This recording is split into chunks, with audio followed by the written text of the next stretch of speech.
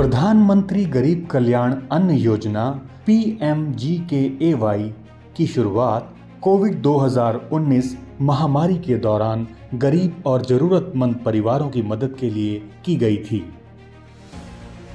हालांकि महामारी का समय अब बीत चुका है, लेकिन सरकार ने 2024 से इस योजना को अगले 5 वर्षों तक जारी रखने का निर्णय लिया है।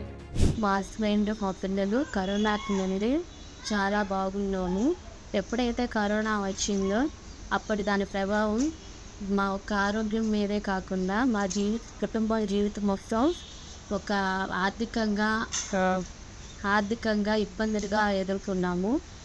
ఎప్పుడైతే మార్కెట్లో 35 రూపాయలు నుండి 40 రూపాయలు ఉండేవి, కరోనా తర్వాత అవి అమాంతంగా 60 నుండి 70కి పెరిగాయి.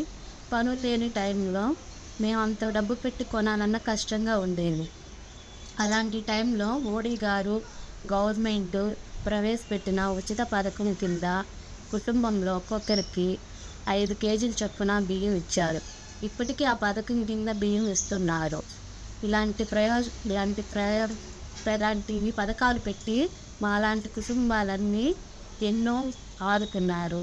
ఇలాంటి గవర్నమెంట్ की मोदी गारी की मेमेंतो ऋणपड़ी ఉంటాం.